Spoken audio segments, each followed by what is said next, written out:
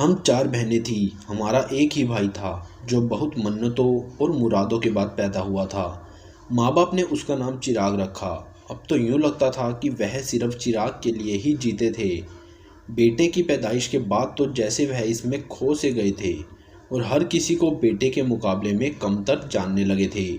माँ और दीदी अक्सर उनको समझाती थी कि ऐसा मत करो, बेटे और बेटियां सभी माँ बाप के लिए एक जैसे मीठे फल होते हैं। एक ही चाहत में दूसरे की बेकदरी मत किया करो।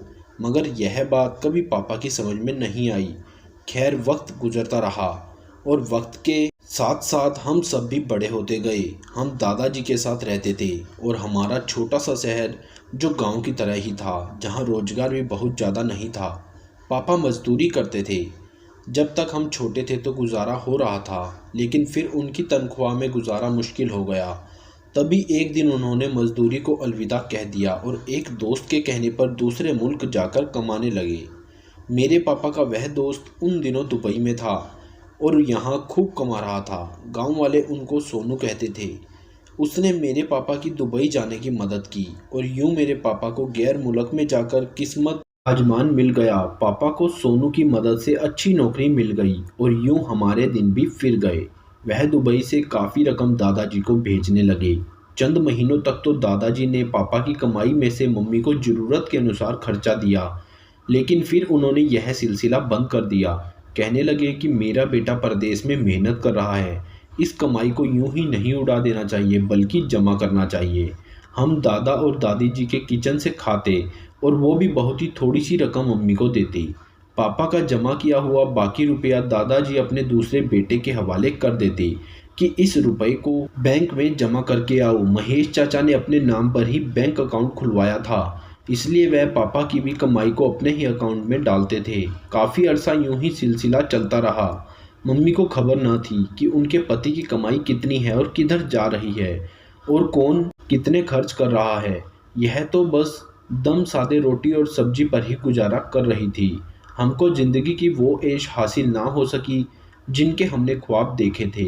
गरज पापा दुबई में दिन रात मेहनत करके अपनी कमाई दादाजी को भिजवाते रहे और हमारे तीन चाचा इस रकम को पानी की तरह बहाते रहे। 3 साल बाद पापा छुट्टी पर आए। हालात का जायजा लिया तो पता चला कि दादाजी और उनके भाइयों ने उनका भेजा हुआ रुपया खुद पर खर्च कर दिया है। ये जानकर पापा को बहुत गुस्सा आया, मगर क्या कर सकते थे। एक तरफ बाप था तो दूसरी तरफ छोटे भाई। फिर पापा ने बिना झगड़े ही हमारे लिए एक छोटा सा मकान खरीदा और हमको उसमें शिफ्ट कर दिया, ताकि हम अपना किचन अलग कर सकें और हम अच्छा खा पी सकें। और खर्चा भी मामा जी को भिजवाने लगे ताकि मम्मी को हर महीने ज़रूरत की रकम मिलती रहे। यह मकान ददीहाल से कुछ दूर एक नए मोहल्ले में मिला था, लेकिन यहाँ अपनों से दूर थे हम। उन दिनों मेरा भाई 7वीं क्लास में पढ़ता था और पापा उसकी पढ़ाई और भविष्य की खातिर ज़्यादा से ज़्यादा कमाने की फिक्र में लगे रहते थे। उसी मोहल्ले में बंटी नाम का एक और शख्स था जिसका वहाँ पर घर था। वह खुद तो शरीफ आदमी था, मगर उसका बेटा आर्यन एक निकम्मा और आवारा लड़का था। उसने 8वीं के बाद स्कूल छोड़ दिया था और बुरे लड़कों से दोस्ती कर ली थी। मेरा भाई उस मोहल्ले में नया था और उसकी यहाँ के हालात का कुछ भी नहीं पता था। वह सीधा साधा और भला मानस था, जबकि आर्यन एक शातिर शिकारी बन चुका था। वह अपने से कम उम्र के लड़कों के साथ दोस्ती करता और उनको बुराई की तरफ खींचने के चक्कर में रहता था। ना जाने कैसे मेरे भाई से उसने दोस्ती कर ली।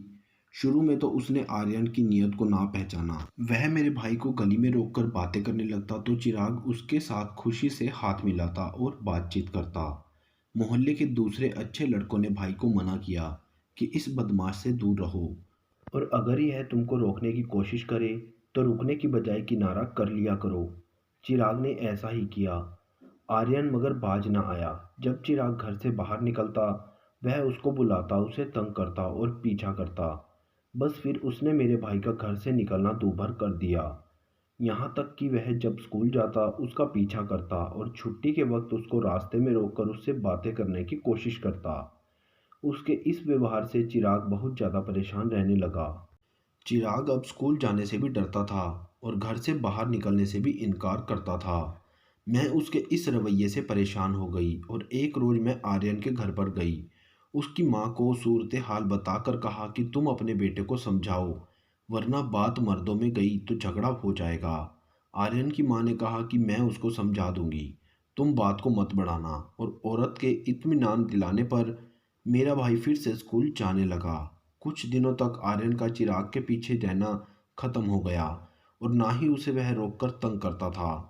उसने यह हल निकाला कि मोहल्ले के एक लड़के अमित, जो कि उसकी क्लास में पढ़ता था, उसको चिराग ने अपना दोस्त बना लिया और अब वह अकेला जाने की बजाय अमित के साथ स्कूल आने जाने लगा। अब ये दोनों अच्छे दोस्त ही नहीं बल्कि भाई भाई बन गए। अमित अच्छा लड़का था और शरीफ फैमिली से भी था। उनकी माँ भी हमारे घर आने जाने लगी। मेरे भाई के साथ भाईचारा उसका इस कदर बढ़ गया कि वह भी हमारे घर आने जाने लगा और हम बहनें भी उसको भाई कहकर बुलाने लगी। खासतौर पर हम लोग अमित को चिराग की वजह से ज़्यादा अहमियत देने लगे और सगे भाई जैसा ही समझने लगे कि यह आर्यन से उसकी हिफाजत करता। फिर एक दिन इतवार का दिन आया। हम सुबह जरा देर से उठे। चिराग को उन्होंने नाश्ते के पैसे दिए और वो मुंह धोकर सुबह चौक की तरफ चला गया। सामने ही छोले वाले की दुकान थी। उसने चौक पार किया तो उसको पीछे से आर्यन ने आवाज़ दी, चिराग सुनो, मेरी बात सुनो। भाई ने पीछे मुड़कर जब देखा तो वह मोटरसाइकिल पर खड़ा नजर आया। चिराग उसके साथ बातचीत ना करना चाहता था, इसलिए तेज तेज कदमों से चलने लगा। उसके तेज कदमों के चलते देखकर आर्यन ने दोबारा कहा, चिराग ठहर जाओ, मेरी बात सुनो।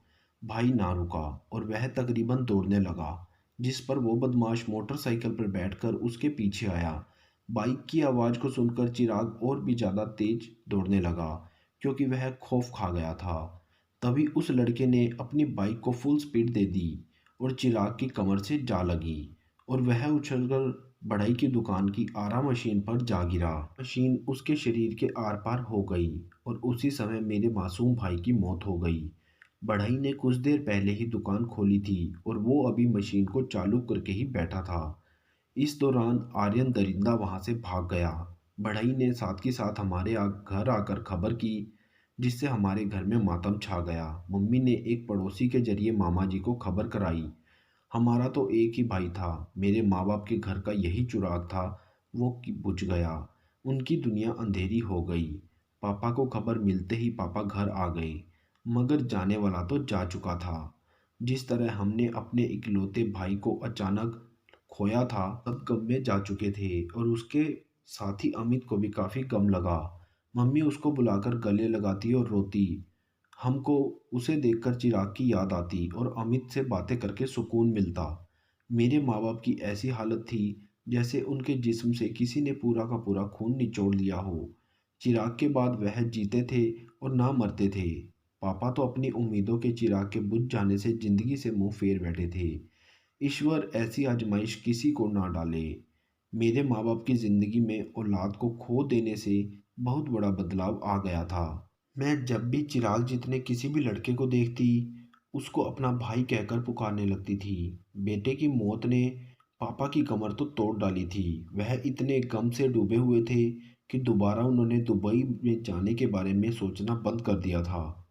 दीदी ने नौकरी करना चाहा, मामा जी को पता चला तो वह आड़े आ गए और मेरी बहन का रिश्ता अपने दोस्त के लिए मांग लिया। इधर चाची जी ने भी देखा कि मेरा रिश्ता दूर किसी रिश्तेदार के लिए मांग लिया जाए, तो उन्होंने मेरी मम्मी को कहकर मेरा रिश्ता भी दूर के रिश्तेदार के लिए मांग लिया।